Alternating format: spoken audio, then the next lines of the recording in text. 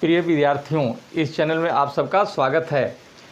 हम लोग 9 टेस्ट ले चुके हैं और 10वां टेस्ट अभी जारी कर रहे हैं। 9 टेस्ट में क्वेश्चन बहुत अच्छा था, आया हुआ क्वेश्चन था, हर एक परीक्षा के लिए उपयोगी है, इसलिए उसे हम लोग देखते जाएंगे।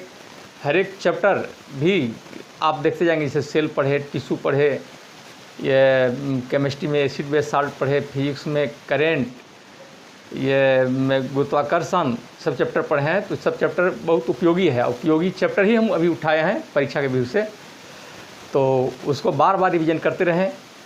दिक्कत होगा तो अपने कमेंट्स के माध्यम से ना हमें सूचित करेंगे, और हो सके हम उसको सरल बनाना प्रयास करेंगे, सरल बनाने के लिए प्रयास करेंगे। और ऐसे भी सब्सक्राइबर लगभग पहुंचने वाला है, तो हम लाइव में जुटेंगे। लाइव में जुटने के लिए बहुत हम इच्छुक भी हैं, और आपके सहयोग से ना आपको जो आवश्यक है उस चीज़ को हम आपके सामने हम रखेंगे। क्वेश्चन में जो दिक्कत होगा उस पर हम लोग विचार करेंगे, न्यूमेरिकल में दिक्कत आएगा उस पर हम लोग विचार करेंगे। तो इस तरह से जो भी क्वेश्चन की समस्या होगा हम लोग सॉल्व करेंगे। और साइंस में 20 क्वेश्चन तो फिक्स है, हर एक परीक्षा में पूछ देता है, वो कमीशन का हो चाहे ग्रुप डी का हो, एनटीपीसी का हो, दरोगा सिपाही, जो में क्वेश्चन 20 को फिट है। और इसमें जो हम लोग क्वेश्चन बना लेंगे तो नॉर्मलाइजेशन वैसे भी मार्क्स बहुत अच्छा आ जाएगा। इसलिए साइंस पर तो ध्यान देना बहुत ज़रूरी है। साइंस हल्का भी है, कोई ज़्यादा नहीं, कंसेप्ट बन जाएगा तो साइंस का क्वेश्चन बनाना बहुत रुचिकर लगेगा। तो आज हम लोग शुरू करेंगे सेट नंबर 10 का। तो सेट 10 का क्वेश्चन नंबर 1 से शुरू करें। क्वेश्चन 1 में क्या है? एक में है कि जी गुरुत्व के कारण त्वरण, खाली जगह 4 चॉइस दिया हुआ है, तो जी बराबर GM/r²। हम लोग गुरुत्वाकर्षण चैप्टर में पूरा सूत्र लिखे हुए हैं, एक बार गुरुत्वाकर्षण चैप्टर को देखिएगा। और तो G बराबर GM/r², जी को कहेंगे गुरुत्वीय त्वरण।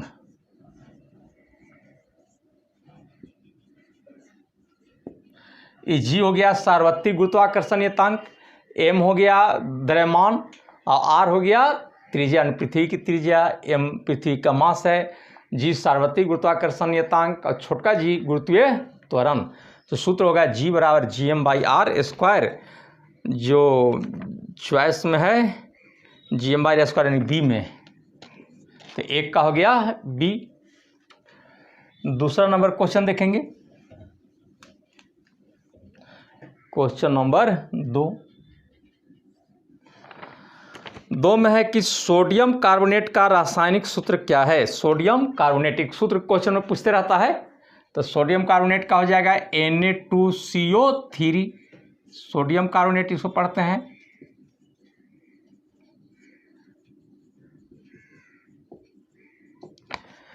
इसी में 10 अणु जल का हम ऐड करेंगे तो ये हो जाएगा वॉशिंग सोडा, यानी धोवन सोडा का सूत्र, यानी Na2CO3 इंटू 10H2O। 10 अणु जल का जो रहेगा तो ये कहलाएगा वॉशिंग सोडा। वॉशिंग सोडा को कहते हैं धोवन सोडा भी। तो ये 2 नंबर का कौन सा आंसर हो जाएगा? तो Na2CO3 यानी ए, 2 का ये हो गया। तीसरा क्वेश्चन, क्वेश्चन नंबर 3 में है कि निम्न में से कौन जिम्नोस्पर्म है? फर्न, चीड़, आम, मॉस, मॉस को काई लिखा है। तो जिम्नोस्पर्म कहते हैं कि जिसमें जड़, तना, पत्ती, बीज सब रहेगा, लेकिन इसमें फल नहीं लगेगा, वो होता है जिम्नोस्पर्म। जिसमें जड़, तना, पत्ती, फूल, फल सभी पार्ट प्रेजेंट रहेगा तो उसको कहते हैं एंजियोस्पर्म। तो जिम्नोस्पर्म में हो जाएगा चीड़, जिसको पाइनस भी कहते हैं, चीड़, पाइनस। और एक चीज़ जान लीजिए कि चीड़ से जो तेल निकलता है उसका नाम है तारपीन का तेल। तो तारपीन का तेल किससे प्राप्त होता है? चीड़ से। तो ये हो गया चीड़। अब देखिए फर्न होता है टेरिडोफाइटा समूह का। टेरिडोफाइटा में होता है कि जड़, तना, पत्ती डेवलप्ड होते हैं, इसमें बीज फल नहीं होता है। आम, तो आम आता है एंजियोस्पर्म में, जिसमें जड़, तना, पत्ती, फूल, फल, बीज सभी पार्ट मौजूद होते हैं। और लास्ट में है मॉस, ये आता है ब्रायोफाइटा में, जिसमें जड़, तना, पत्ती असत्य होते हैं, यानी तना या पत्ती या जड़ डेवलप नहीं होता है। तो मॉस, जिसको काई भी कहते हैं, ये होता है ब्रायोफाइटा। सबके बारे में आप जान गए। और अब हम लोग देखते हैं क्वेश्चन नंबर 3 का कौन सा आंसर हो जाएगा? बी, यानी चीड़। अब देखते हैं क्वेश्चन नंबर 4। चौथा क्वेश्चन क्या है? क्वेश्चन नंबर 4 में है कि नाइट्रोजन गैस के 0.5 मोल के द्रव्यमान की गणना करें। अणु के मोल से द्रव्यमान। तब देखिए निकालना हमको क्या है? द्रव्यमान। तो मोल बराबर क्या होता है? मोल बराबर होता है भार माने वेट, अब बाय मोलिकुलर वेट माने अनुभार, भार बटे अनुभार, या भार को हम लोग द्रव्यमान कहते हैं। मोल कितना दिया है? 0.5। भार हमको निकालना है, भार या द्रव्यमान। और अनुभार नाइट्रोजन का होता है 14, तो N2 है, तो 14 दूनी 28, या द्रव्यमान बराबर क्या हो जाएगा?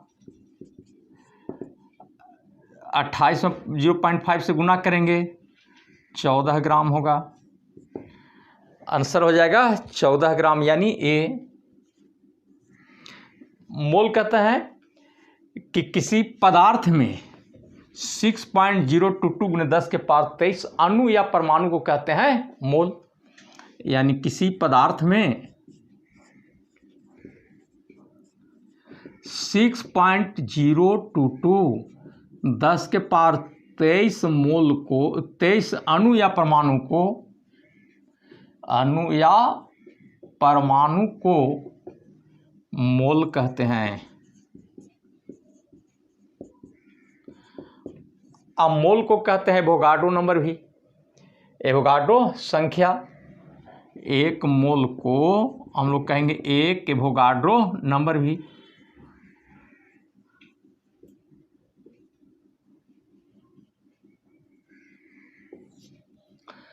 तो ये मोल से संबंधित बात देख रहे थे। क्वेश्चन नंबर 4 का आप आंसर ए देखें। अब देखते हैं क्वेश्चन नंबर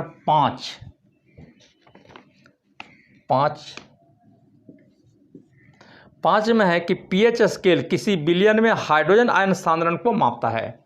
हाइड्रोजन आयन के सांद्रण को मापने के लिए हम लोग पीएच का यूज करते हैं। इसमें पी का अर्थ क्या है? तो हम लोग अम्ल, क्षार, लवण, एसिड बेस साल्ट में हम लोग पीएच भी पढ़े हैं। आप पीएच का पूरा नाम लिखे हैं, पोडेंज ऑफ हाइड्रोजन। तो पी का मतलब होता है पोडेंज। पोडेंज का मतलब होता है शक्ति। पोडेंज एक जर्मन वर्ड है जिसका मतलब होता है पावर यानी शक्ति। तो आंसर कौन सा हो जाएगा? डी, 5 का डी। अब देखेंगे 6 नंबर क्वेश्चन नंबर 6 में कि एक तरंग का वेग भी, आवृत्ति एफ और तरंग दर लैम्डा है, तब संबंध क्या हो जाएगा? तो भी बराबर होता है एन लैम्डा। एन की जगह एफ लिखा है, कोई दिक्कत नहीं, लैम्डा। तो भी बराबर एफ लैम्डा, यानी आंसर हो जाएगा इसका सी। जहाँ भी हो गया वेग, एफ आवृत्ति मैंने फ्रीक्वेंसी, आवृत्ति को इंग्लिश में फ्रीक्वेंसी, और वेव लेंथ मैंने तरंग दैर्ध्य, लैम्डा हो गया तरंग दैर्ध्य मैंने वेव लेंथ, इंग्लिश में वेव लेंथ। आवृत्ति को लिखते हैं फ्रीक्वेंसी, वेग वेलोसिटी। तो v बराबर एफ लैम्डा या एन लैम्डा। तो 6 का हो गया सी। अब क्वेश्चन नंबर 7, 7वां क्वेश्चन देखते हैं। 7 में है कि कोलन कायमा उत्तक की कोशिकाएं, खाली जगह है, कोनों पर मोटी होती है। तो कोलन कायमा का कॉर्नर थिक होता है। जैसे मान लीजिए कोलन कायमा है तो इसका जो कॉर्नर है वो थिक होता है, मोटा होता है।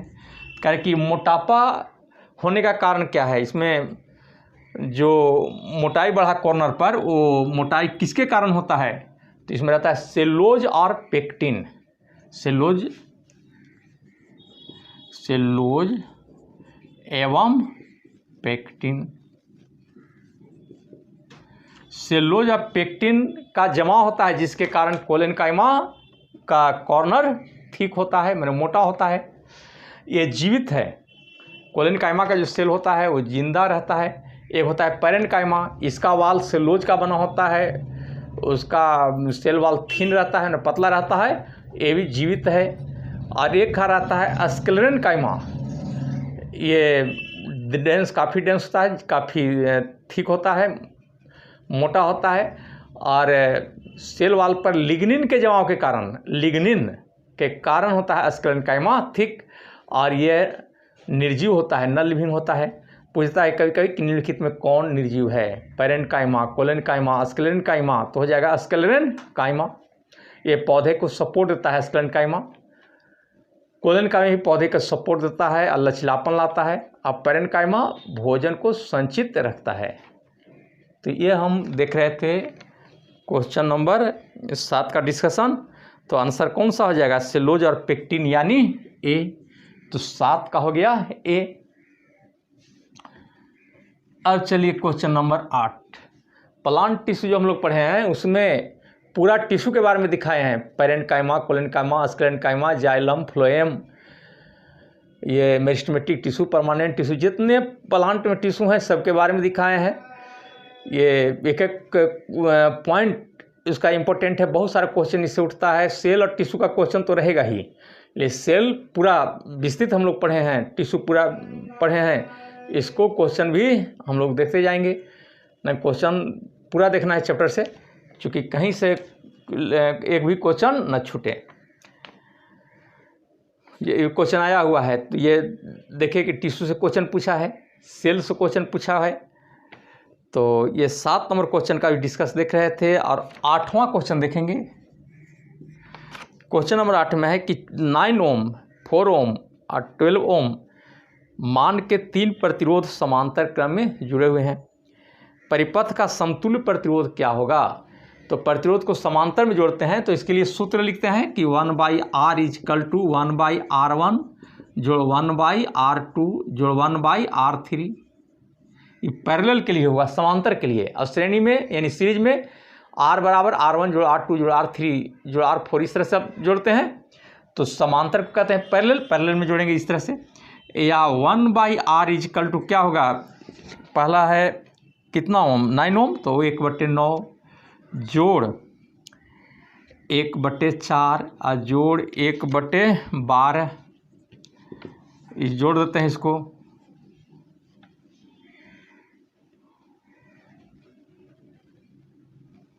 तो ये हो जाएगा कितना? 4 और 9, 4 13 और 3 16, 16/36। या r बराबर उलट जाएगा 36/16, तो 16 दूनी 32 और उतर जाएगा कितना? 32 4 40, 16 दूनी 32, 16/85 यानी 2.25 ओम। तो आंसर हो जाएगा बी नंबर 2.2। एक ही अंक तक छोड़ दिया है, उसे कोई दिक्कत नहीं, तो आंसर हो जाएगा बी। तो 8 का बी। करंट से क्वेश्चन बहुत उपयोगी रहता है, करंट बढ़िया से पढ़ना है। इसका चैप्टर भी हम लोग देखते जाएंगे। करंट में भी और बहुत सारे चैप्टर बतलाएंगे जो बहुत उपयोगी है। और 8 नंबर क्वेश्चन देख रहे थे, अब देखेंगे क्वेश्चन नंबर 9। क्वेश्चन 9 में है कि तेज गति से आने वाले क्रिकेट गेंद को पकड़ते समय एक क्षेत्र रक्षक अपनी बाहों को पीछे की ओर क्यों कर लेता है? जैसे क्रिकेट खिलाड़ी बॉल को कैच करते समय अपने हाथ को पीछे खींचता है, तो पीछे खींचने से क्या होता है कि समय को बढ़ा लिया, और समय को बढ़ाएगा तो बल का मान कम हो जाएगा। चूँकि आवेग बराबर होता है, इसमें आवेग कार्य करता है, तो आवेग बराबर बल गुने समय। आवेग को इम्पल्स लिखते हैं।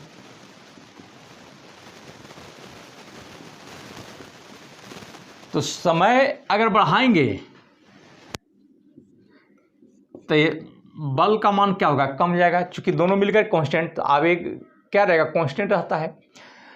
आवेग कांस्टेंट रहता है तो इसमें एक बढ़ाएंगे तो दूसरा कमेगा। तो समय को बढ़ा लिए तो बल का मान घट जाएगा, अतः चोट का अनुभव नहीं होगा। तो आंसर कौन सा हो जाएगा इसमें, क्योंकि वह लंबे समय तक कम बल का अनुभव करता है। मैंने समय लंबा किया, मैंने बढ़ाया, जिससे बल कम अनुभव करेगा, यानी सी 9 का सी हो गया। आवेग बराबर क्या होता है, बल गुने समय। तो आवेग क्या मात्रक कहीं पूछ देता है, तो एक चीज़ और जान लीजिए कि आवेग का मात्रक क्या न्यूटन सेकेंड हो जाएगा, न्यूटन सेकेंड, या किलोग्राम मीटर पर सेकेंड। ये आवेग का मात्रक हो गया। आवेग क्या है, तो सदिश राशि है।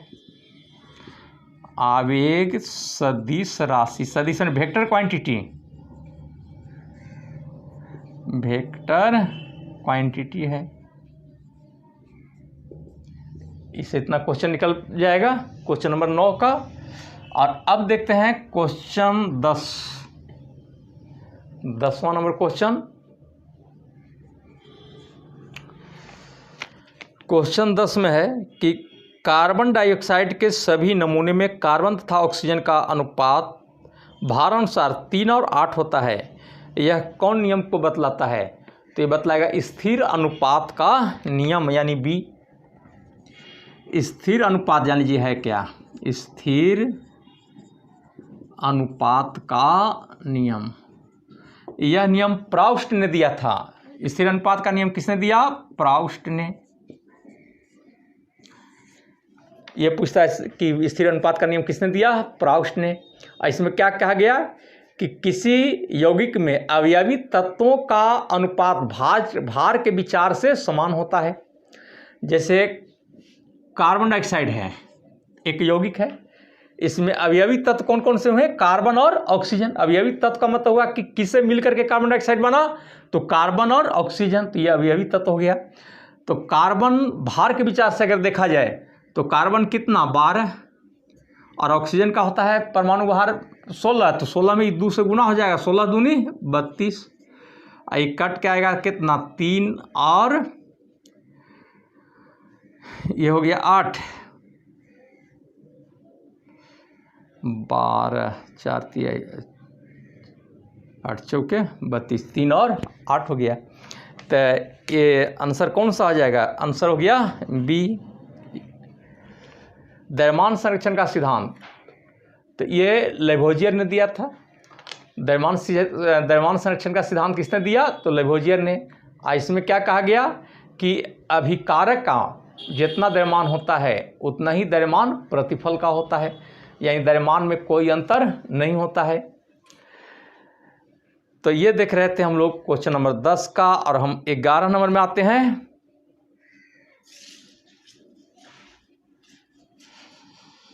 क्वेश्चन नंबर 11 में क्या है कि निम्न में से कौन सी धातु वायु के साथ अभिक्रिया नहीं करती है, तो सोना, प्लेटिनम, ये फ्री स्टेट में पाए जाने वाले तत्व हैं, ये रिएक्शन समान रूप से नहीं कर पाता है, इसलिए आंसर हो जाएगा 11 का ए। बाकी देखिए रजत, प्लेटिनम, रजत रिएक्शन कर जाता है, पोटासियम रिएक्शन करता है। तो ये देख करके चारों चॉइस हम लोग का आंसर कौन सा आ जाएगा, तो इसका आंसर ए, यानी स्वर्ण माने सोना और प्लेटिनम। आंसर ए हो गया 11 का। और बी नंबर 12 नंबर का क्वेश्चन नंबर 12 में है कि ऊतक की कोशिकाएं अलग अलग प्रकार की स्थायी ऊतक बनाने के लिए अलग होती है, डिफ्रेंशिएट होती है। तो विभाजकी ऊतक होता है पौधा में, ये चैप्टर में दिखाए हुए हैं ऊतक में। तो विभाजकी ऊतक में जितने भी कोशिका हैं उनमें विभाजन की क्षमता होती है, वही कोशिका विभाजित होकर के बाद में अस्थायी ऊतक में मतलब परमानेंट टिश्यू में चेंज हो जाता है। वहाँ विभाजन रुक जाता है। कहाँ? जब अस्थायी ऊतक बन जाएगा तो वहाँ विभाजन रुक जाती है। तो आंसर कौन सा हो जाएगा? सी। अब देखिए मृदोत्तक पैरेन्काइमा को कहते हैं। स्थूल कोण ऊतक कोलेनकाइमा हुआ, दृढ़ ऊतक स्क्लेरेन्काइमा हुआ। तो ये तीनों अस्थायी ऊतक हैं। ये अस्थायी ऊतक बनते किससे हैं? तो मेरिस्टेमेटिक टिश्यू से, विभाजित ऊतक से। ये डिवाइड करेगा, डिवाइड होने के बाद आकार में कोशिका बड़ा होगा, जिससे फिर अस्थायी ऊतक बनेगा। और अस्थायी ऊतक की जो कोशिकाएं हैं वो विभाजन की क्षमता नहीं रखती है।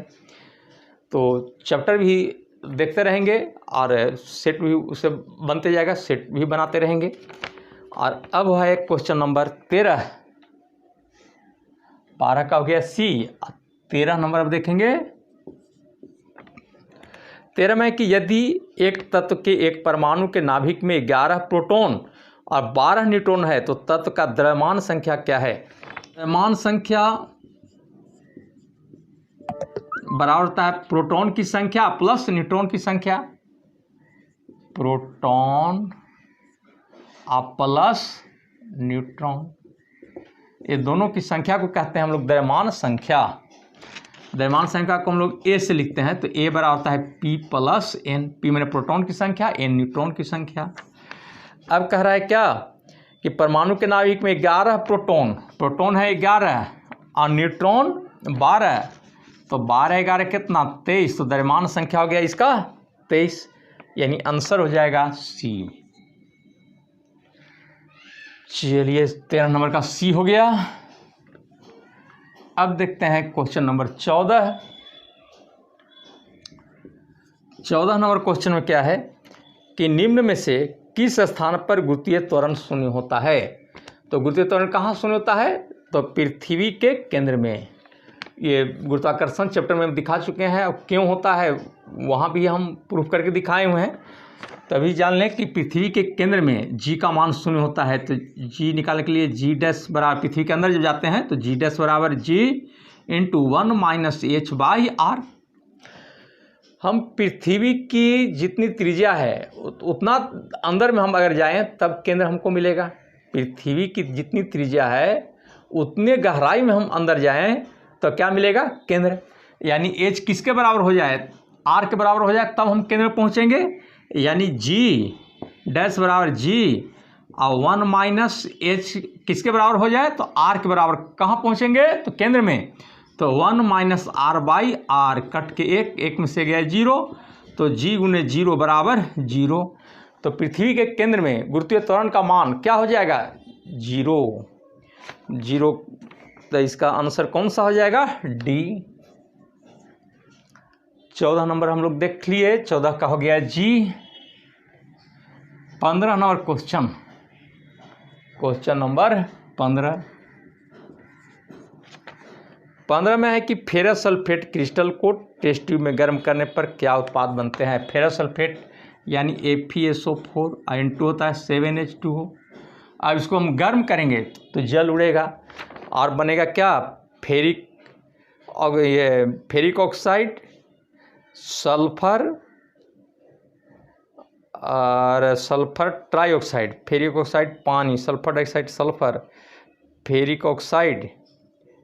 तो ये बन जाएगा को फेरिक ऑक्साइड, पानी और सल्फर डाइऑक्साइड, यानी इसका आंसर ए हो जाएगा। 15 नंबर क्वेश्चन अभी देख चुके हैं और क्वेश्चन नंबर अब 16 देखेंगे। 16 में क्या है कि हीलियम और आर्गन में क्या समानता है? हीलियम और आर्गन। तो हीलियम क्या है? अक्रिय गैस। आर्गन क्या है? अक्रिय गैस। तो हीलियम और आर्गन के अंतिम कक्षा पूर्ण होते हैं। हीलियम के बाहरी कक्षा में 2 इलेक्ट्रॉन, 2 से ज़्यादा इलेक्ट्रॉन इसमें रखने की कैपेसिटी नहीं है। आर्गन के बाहरी कक्षा में 8 इलेक्ट्रॉन, 8 से ज़्यादा इलेक्ट्रॉन, किसी बाहरी कक्षा में 8 से ज़्यादा इलेक्ट्रॉन नहीं हो सकता है। तो दोनों कक्षा क्या पूर्ण होते हैं? हीलियम का भी अपना पूर्ण है और आर्गन का भी पूर्ण है। और दोनों किस में आते हैं? अक्रिय गैस में, इनर्ट गैस में, या नोबल गैस भी कहते हैं। तो इसका आंसर कौन सा हो जाएगा? तो इसका आंसर हो जाएगा कि दोनों का बाह्यतम कोश पूर्णतः भरा होता है, यानी बी 16 का बी। 16 क्वेश्चन देखे अभी। अब देखते हैं क्वेश्चन 17। 17 में है कि आधुनिक आवर्त सारणी के साथ किसका नाम जुड़ा हुआ है। आधुनिक आवर्त सारणी के बारे में किसने बताया था, तो मोसले ने। तो आंसर हो जाएगा डी, मोसले। मेंडलीफ और मोसले ये दो इम्पोर्टेंट हैं आवर्त सारणी के लिए। तो मेंडलीफ ने तत्वों को जो आवर्त सारणी में सजाया था वो परमाणु भार के आधार पर सजाया था, और उनका परिभाषा दिया हुआ था कि तत्वों के भौतिक और रासायनिक गुण उनके परमाणु भार के आवर्त फलन होते हैं। अर्थात तत्व को परमाणु भार के बढ़ते क्रम में सजाया जाए तो एक वर्ग में जितने भी तत्व होंगे उनका गुण समान होगा। किनके अनुसार, मेंडलीफ के अनुसार। अब मोसले परमाणु संख्या पर दिए कि तत्वों के भौतिक और रासायनिक गुण इनके परमाणु संख्या के आवर्त फलन होते हैं। इसका मतलब क्या हुआ कि तत्व को परमाणु संख्या के आधार पर अगर आवर्त सारणी में सजाएं तो एक वर्ग में जितने भी तत्व होंगे उनका गुण समान होगा। किनका दिया हुआ है परिभाषा, मोसले का। और आधुनिक आवर्त सारणी किनका दिया हुआ है, मोसले का। और मोसले के अनुसार वर्गों की संख्या 18 और आवर्त 7 है। ये इम्पोर्टेंट था ये क्वेश्चन नंबर 17 में। और अब देखते हैं क्वेश्चन नंबर 18। क्वेश्चन नंबर 18 में कि आवृत्ति और कालावधि में क्या संबंध। कालावधि मैंने आवर्त काल। तो टी बराबर होता है 1/n, जहाँ टी हो गया आवर्त काल, जिसको टाइम पीरियड कहते हैं।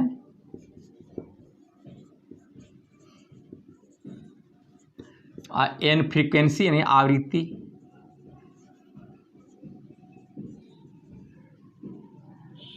फ्रीक्वेंसी तो ये हो गया टी बराबर 1/। ये आवृत्ति जैसे एन है तो एन को हम लोग ऐसे न्यू भी लिखते हैं। एन के जगह हम लोग न्यू भी ऐसे लिख सकते हैं, ऐसे न्यू लिख देंगे। न्यू माने फ्रीक्वेंसी, ना एन से भी लिखते हैं, छोटा एफ से भी लिखते हैं। तो ये आंसर हो जाएगा इसका क्या, सी। 18 का सी हो गया। अब क्वेश्चन देखते हैं 19। Question number 19।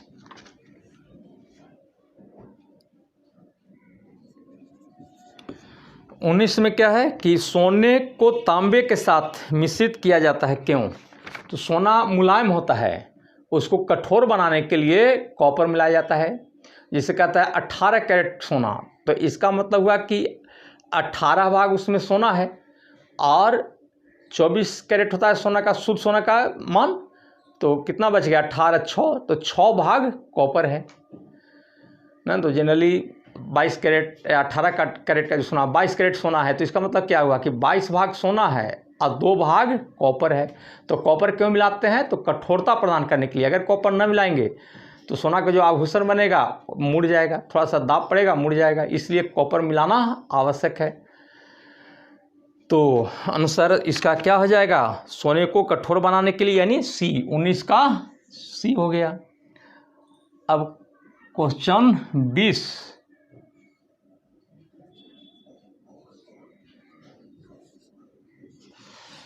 20 में है कि 10 किलोवाट का एक पंप 1 मिनट में पानी की कितनी मात्रा को 10 मीटर की ऊंचाई तक पहुंचा सकता है।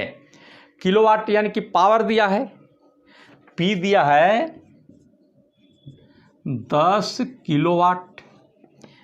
अच्छा, और कितनी मात्रा को, यानी एम निकालना है। जो दिया हुआ क्वेश्चन हम लोग लिख लें और उसके बाद देखेंगे क्या हम निकालेंगे।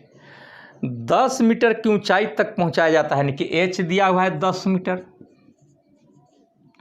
और जी का मान दिया है 10 मीटर पर सेकेंड स्क्वायर।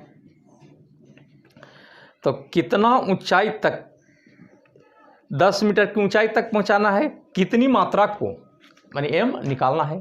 तो आप जानते हैं कि कार्य बराबर, कार्य डब्ल्यू से लिख सकते हैं एम जी एच होता है। कार्य बराबर एम जी एच, और कार्य के लिए हम लोग लिख सकते हैं P गुने टी। क्यों लिखेंगे कि चूंकि P बराबर होता है W बटे टी, माने शक्ति बराबर कार्य बटे समय। तो कार्य बराबर क्या हो जाएगा, शक्ति अगुने समय, या W बराबर P गुने टी। तो W के जगह क्या लिखेंगे, P गुने टी बराबर M GH, और निकालना क्या है, M निकालना है। तो या M बराबर हो जाएगा P गुने टी और बाई GH। P दिया है 10 किलोवाट, तो वाट में बदल देंगे तो 10,000 वाट हो जाएगा। और समय दिया हुआ है प्रति मिनट, तो 60 सेकेंड का 1 मिनट, सेकेंड में लेते हैं टाइम। आई वाट में हो गया, वाट को हम लोग जूल पर सेकेंड भी कहते हैं। और G है 10 और H भी 10, तो कट जाएगा 2 जीरो, तो कितना आ जाएगा 10 किलोवाट। तो 6 पर 1 2 3 जीरो हो गया, इतना किलोग्राम, 6000 किलोग्राम हो जाएगा। एक जीरो डी में छोड़ दिया है, तो जी हो जाएगा आपका डी में 6000 किलोग्राम। कुछ क्वेश्चन नंबर 21 में देखिए कि अनुगमन वेग, इसको कहा जाता है ड्रिफ्ट वेलोसिटी। अनुगमन वेग क्या है, मैं ड्रिफ्ट वेलोसिटी क्या है, इंग्लिश में कहते हैं ड्रिफ्ट वेलोसिटी। तो अनुगमन वेग का मतलब होता है कि किसी चालक में इलेक्ट्रॉन जो जाता है, तब कह सकते हैं कि किसी चालक में इलेक्ट्रॉन जिस औसत वेग से चलता है, जिस औसत चाल से चलता है, वही चाल कहलाएगा इसका अनुगमन वेग। यानी अनुगमन वेग एक प्रकार की औसत चाल है, जिस चाल से इलेक्ट्रॉन किसी चालक में चलता है। तो इसका आंसर कौन सा हो जाएगा, सी। चालक के इलेक्ट्रॉन लगातार औसत गति के साथ चलते हैं, तो 21 नंबर का हो गया सी, 21 का सी हो गया। अब देखते हैं क्वेश्चन नंबर 22।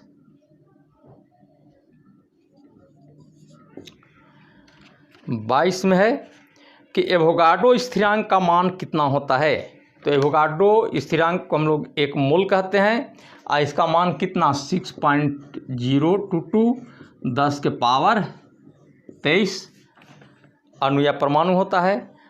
तो इसका आंसर कौन सा आ जाएगा, ए नंबर, ए हो गया। अब 23 नंबर क्वेश्चन नंबर 23 में है कि 80 किलोग्राम द्रव्यमान का एक व्यक्ति 240 न्यूटन के बल से दौड़ता है, उसका त्वरण क्या होगा। त्वरण निकालना है, मास दिया हुआ है और बल दिया हुआ है। एम दिया है, मास कितना 80 किलोग्राम, और बल दिया है यानी कि एफ कितना 240 न्यूटन। निकालना है ए, तो जानते हैं कि ए बराबर हो जाएगा एफ बाई एम, एफ बराबर एम में, तो ए बराबर एफ बाई एम। तो एफ कितना, एफ दिया 240 और एम है 80, तो हो जाएगा 3 मीटर पर सेकेंड स्क्वायर। तो ये हो गया क्वेश्चन नंबर 23 का कौन सा, ए हो जाएगा चॉइस।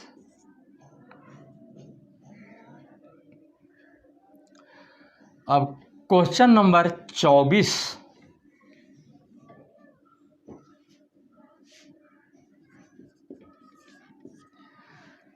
में है कि निम्नलिखित में कौन धातु अपनी मूल स्थिति में मौजूद रहता है, माने एस के रूप में नहीं मिलेगा, फ्री स्टेट में मिलेगा। तो आंसर हो जाएगा प्लेटिनम, बी। ये चूंकि अन्य तत्व से आसानी से संयोग नहीं करता है, इसलिए फ्री स्टेट में रहता है। तो ये हो गया 24 का बी हो गया। और लास्ट में है क्वेश्चन नंबर 25।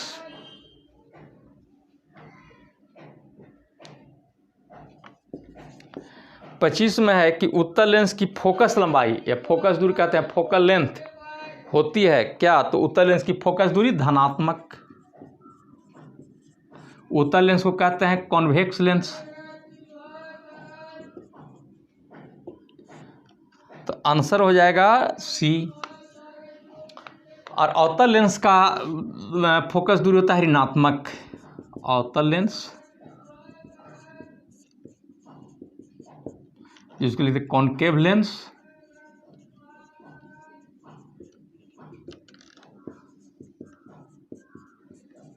फोकस दूरी है फोकल लेंथ ऋणात्मक होता है, निगेटिव।